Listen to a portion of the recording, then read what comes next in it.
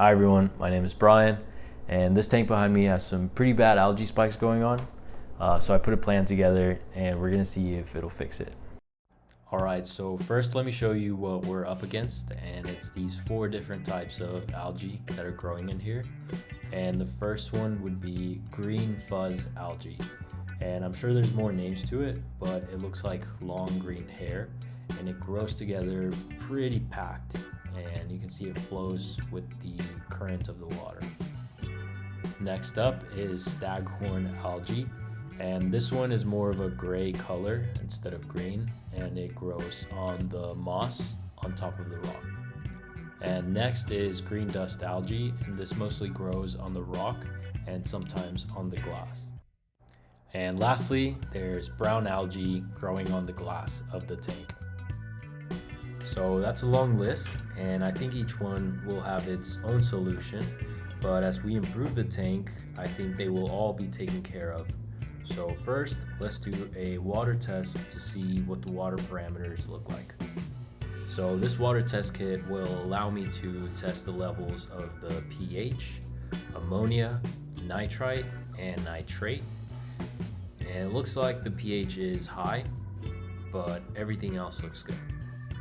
So let's get started with step number 1. We're going to remove as much algae as possible by hand. I'll start by scraping the brown algae off the glass and then trim the moss so I can remove the green fuzz algae. And unfortunately, I did have to trim out quite a bit of moss, but it'll grow back. Next, I'll use a toothbrush to brush off the green dust algae off the rock, and I'm just trying to get as much as possible here.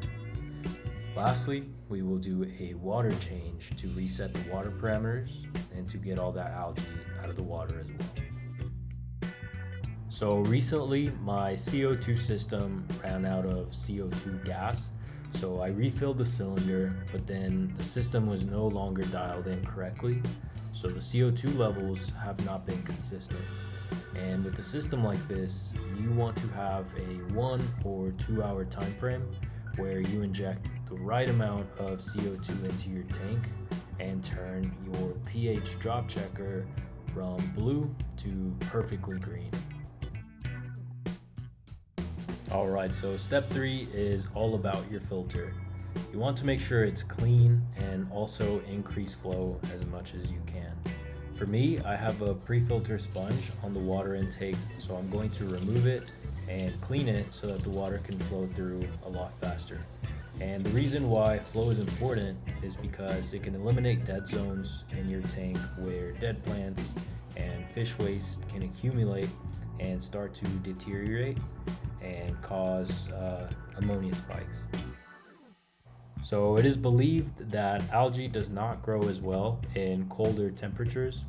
So all we have to do is bump down this heater temperature a few degrees and help that water cool down a little bit and slow down that algae and hopefully prevent any new algae growth. Step 5 will be focused on the lighting.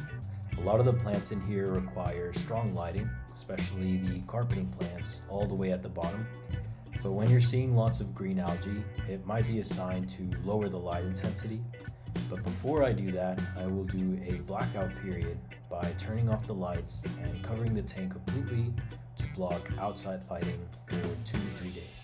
And this will help to weaken the algae. Step 6 is to rebalance the tank. I shock the fish tank pretty hard in hopes to knock out the algae by trimming the plants heavily, doing a big water change, and also doing a long blackout period. So now we want to give the plants a chance to recover faster than the algae will.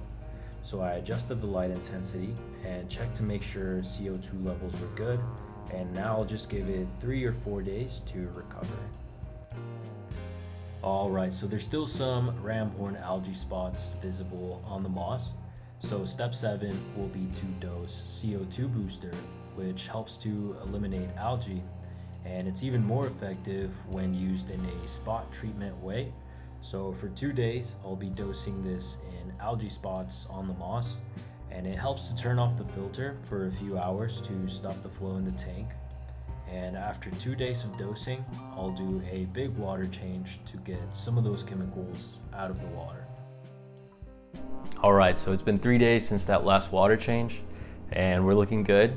We're not seeing any new growth for brown algae or green fuzz algae, and all that's left is to take care of a few spots that are still showing some ramhorn algae, as well as decrease some of this green dust algae you're seeing on the rock.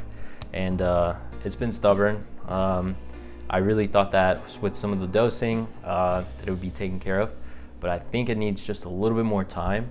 So we're going to continue to do some dosing as well as try another blackout period.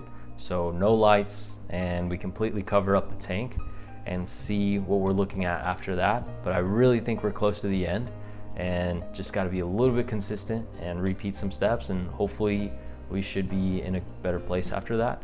What we're hoping to see is some of that ramhorn algae that's really gray right now turn a little bit red, and after that the shrimp will be able to eat it, and it'll go away. So just a few more things left to do, and hopefully we get to that stage.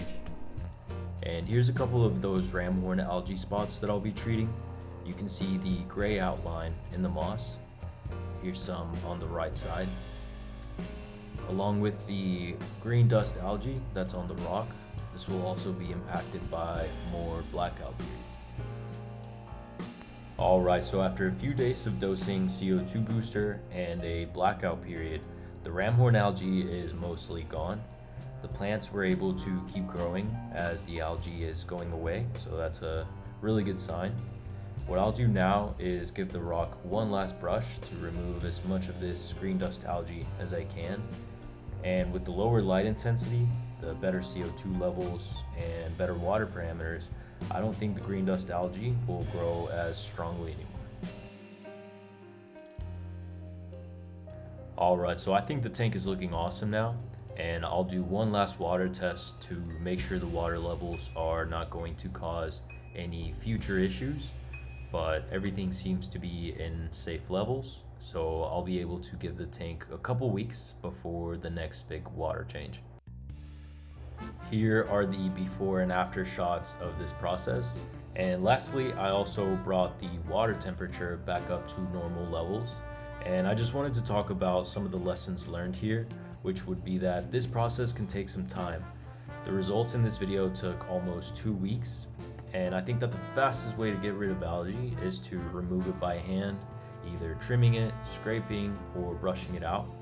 The second fastest way would be to dose chemicals, and that usually has results within 48 hours, but these are only temporary fixes. Lowering light intensity, correcting your water parameters, and cleaning your filter and tank are the best ways to slowly but surely get rid of algae in your tank for the long run.